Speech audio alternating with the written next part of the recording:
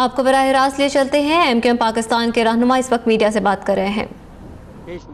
تو 28 اکتوبر کو امید ہے کہ 1 کلاس کے آرڈر ہو جائیں گے اور ہمیں امید ہے کہ انصاف کے تقاضے پورے ہوں گے۔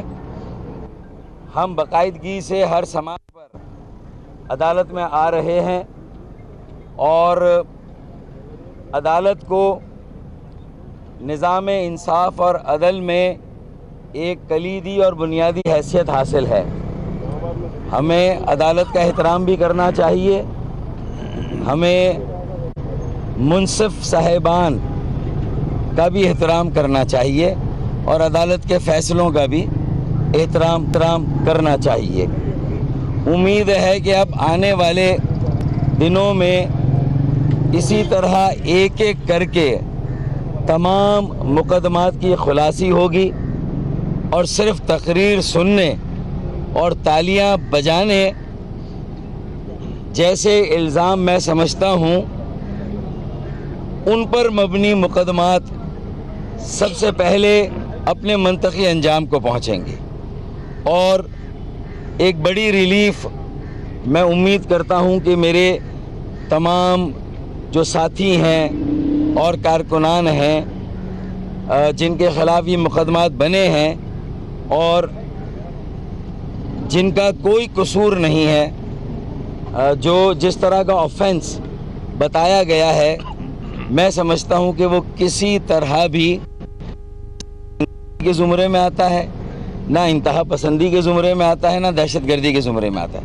تو ہمیں امید ہے کہ آگے عدالتوں سے یہ مقدمات جو ہے وہ اپنے جو منطقی انجام ہے اس کی طرف جائیں گے۔ پہلی بات تو یہ۔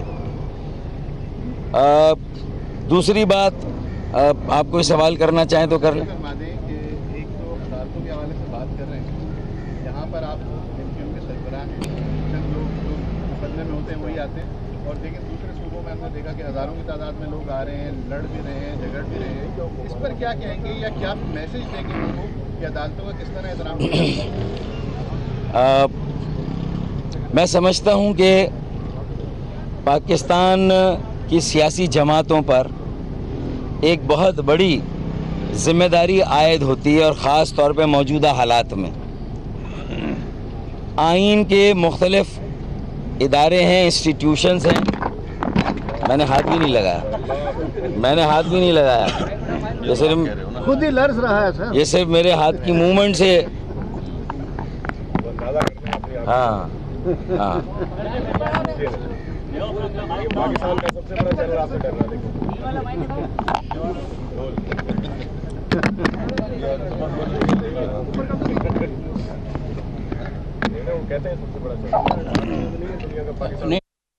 کہ MQM پاکستان کے سربراہ ڈاکٹر فاروق ستار میڈیا سے بات کر رہے تھے۔ ان کا یہ کہنا تھا کہ ہم باقاعدگی سے ہر سماعت پر عدالت آ رہے ہیں کہ وہ ریاست کے تمام اداروں اور آئین کے تمام اداروں کی عزت اور احترام کا نہ صرف اعتراف کرے بلکہ اس کا عملی مظاہرہ کرے۔ ہم یہاں پر عدالت میں آتے ہیں تو ہمارے ساتھ کوئی نہ جلوس آتا ہے، نہ وکلا کی فوج آتی ہے، نہ ہم اپنے کارکنوں کو ہر تاریخ پر زحمت دیتے ہیں۔ ہم خود آتے ہیں اور پیش ہو جاتے ہیں کیونکہ عدالت ہمیں طلب کرتی ہے اور ہم آ جاتے ہیں۔ یہ جو کل اسلام آباد میں جو کچھ ہوا ہے نیب کی عدالت میں، یہ ایک برا واقعہ ہے اور میں سمجھتا ہوں کہ اس سے پاکستان کی ساکھ بھی پوری دنیا میں متاثر ہوتی ہے۔ جو عدالتیں آئین اور قانون کے تحت قائم ہیں اور پارلیمان نے جن کی منظوری دی ہے، اس عدالت میں اگر اس طرح کی ہلڑ بازی ہو، تشدد ہو، وہاں پر کسی ایک فریق کے وکلا استغاثہ یا پروسیکیوٹر کو زد و کوب کرے، اسے ہراساں کرے اور عدالت کے اندر کارروائی متاثر ہو، یہ میں سمجھتا ہوں کہ عدالت کی توہین بھی ہے اور پاکستان کے آئین کی توہین بھی ہے، اور یہ ایک انتہائی غیر ذمہ دارانہ عمل ہے، اور ہم اس کو مسترد کرتے ہیں، اس کی مخالفت کرتے ہیں، اور ایسے کسی عمل کی ہرگز اجازت نہیں دے سکتے۔ ہم سیاسی برادری سے، سیاسی جماعتوں سے، اور خاص طور پر پاکستان کی سب سے بڑی جماعت کے رہنماؤں کی پیشی تھی، اور اس موقع پر یہ ہوا تو پی ایم ایل این کو بھی یہ سمجھنا چاہیے کہ اگر ہم آئینی اور ریاستی اداروں کی عزت اور احترام نہیں کریں گے تو پھر ہم پارلیمان کو بھی بے وقت کریں گے، ہم سیاسی جمہوری عمل کو بھی بے حیثیت بنائیں گے، اور یہ ہم پر لازم ہے، یہ ہمارا اولین فریضہ ہے کہ کسی حال میں یہ تاثر قائم نہیں ہونا چاہیے کہ آئین کے، ریاست کے مختلف ادارے ایک دوسرے سے گتھم گتھا ہیں یا متصادم ہیں، اور کل جو کچھ ہوا ہے وہ اداروں کے درمیان ایک تصادم کا تاثر دیتا ہے، اور اداروں کو ہم بے وقت کر رہے ہیں، ہم آئین کو بے وقت کر رہے ہیں۔ اس عمل سے ہمیں گریز کرنا چاہیے، اس عمل کی مذمت کرنی چاہیے، اسے مسترد کرنا چاہیے، اس کی شدید الفاظ میں اس کی مخالفت کرنی چاہیے۔ تو یہ ہمارا عمل ہے اور دوسروں کا عمل ہے۔ اور اگر پھر دیکھیں نا، عدالت میں کارروائی رک گئی، اگر عدالتیں کام نہیں کریں گی تو کل آپ دوسروں کو درس دیتے تھے کہ آپ عدالت میں پیش ہوں، عدالت میں آئیں، اور آج جب آپ کی باری ہے یہ عمل کر رہے ہیں، یہ ملک کے لیے اچھا نہیں ہے، یہ سیاسی جمہوری عمل کے لیے اچھا نہیں ہے۔ اور کوئی بات؟ بس یہ شاہد علی آپ کے رابطہ کمیٹی کے رکن، ہاں یہ بہت، ہاں آج رابطہ کر، جی ہاں جی ہاں میرے ذہن میں۔ دیکھیں اب یہ چھاپے اور گرفتاریوں کا سلسلہ پھر تیز ہو گیا ہے، اور اس میں ہمارے عام کارکنان اور خاص طور پہ یو سی لیول کے اور ٹاؤن لیول کے ذمہ داروں کو گرفتار کیا جا رہا ہے۔ وہ ذمہ دار جو گھر پہ آرام سے سو رہے ہیں، اپنے کام کرنے کی جگہ پہ جا رہے ہیں اور ایم کیو ایم کے مرکزی دفتر پر آ رہے ہیں، ان پر یہ غیر اعلانیہ سیاسی پابندی لگی ہوئی ہے، ان پر یہ ایک دباؤ ہے کہ ان پہ کوئی مقدمات نہیں ہے، لیکن اس کے باوجود انہیں خوفزدہ کیا جا رہا ہے، ڈرایا جا رہا ہے تاکہ وہ اپنی وفاداری تبدیل کرے۔ اور ابھی حال ہی میں ہوا ہے، سہیل قریشی نارتھ ناز آباد کے میرے ممبر ہیں، انہیں گرفتار کیا گیا۔ اس ڈر و خوف میں نارتھ ناز آباد ٹاؤن کے میرے اور ساتھی پی ایس پی میں چلے گئے، اور یعنی اور ساتھی بھی گئے، اور جب سہیل قریشی ریلیز ہوئے تو انہوں نے بھی پی ایس پی کے لوگوں کے ساتھ پریس کانفرنس کی۔ یعنی واضح مقصد نظر آ رہا ہے کہ ایک بار پھر یہ کوشش کی جا رہی ہے کہ ہمارے حوصلوں کو کمزور کیا جائے، ہمارے عزائم کو متاثر کیا جائے، ہمیں دیوار سے لگایا جائے، ہماری سیاسی سرگرمیوں پر قائم پابندیوں کو اور سخت کیا جائے، ہمیں ہماری اسپیس واپس ملنا تو کجا، جو تھوڑی بہت اسپیس ہم نے کارکنوں عوام کی موبلائزیشن سے قائم کی تھی اسے بھی ہم سے واپس لیا جائے۔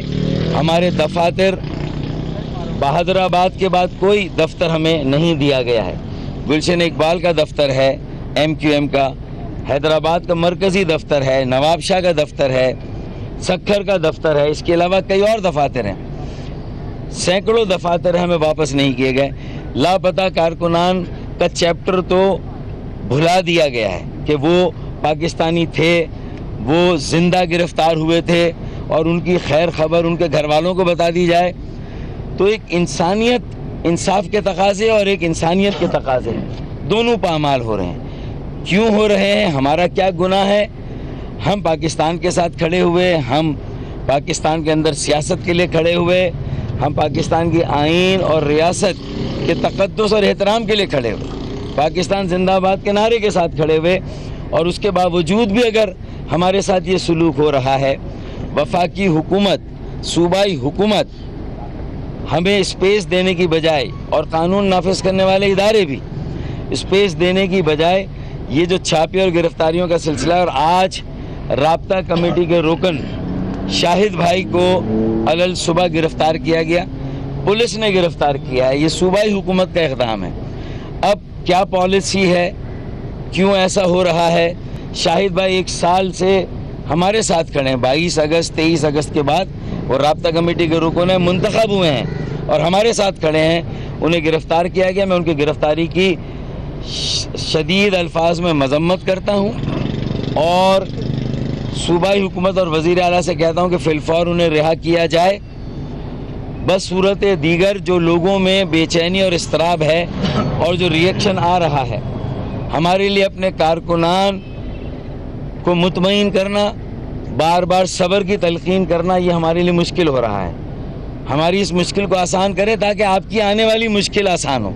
अगर हमारी मुश्किल को आसान नहीं किया गया, हमें हमारी सियासी आज़ादी बहाल ना की गई, हमें हमारी सियासी स्पेस नहीं दी गई, तो इससे अगर पूरा एक सियासी अमल दीवार से लगेगा तो जिस अमल को भी दबाया जाता है, दीवार से लगाया जाता है, उसके नताइज तारीख़ में भी अच्छे नहीं निकले।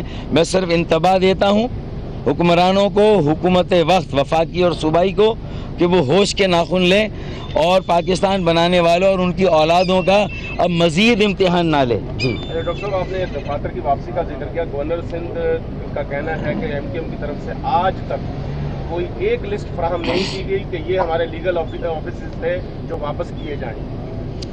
दूसरा ये कि आज वज़ीर, देखिए, मैं गवर्नर साहब को लिस्ट दूँ ना दूँ, गुलशन इकबाल का मेरा ऑफिस है, उनका जो मीडिया का नुमाइंदा है वो नोट कर ले।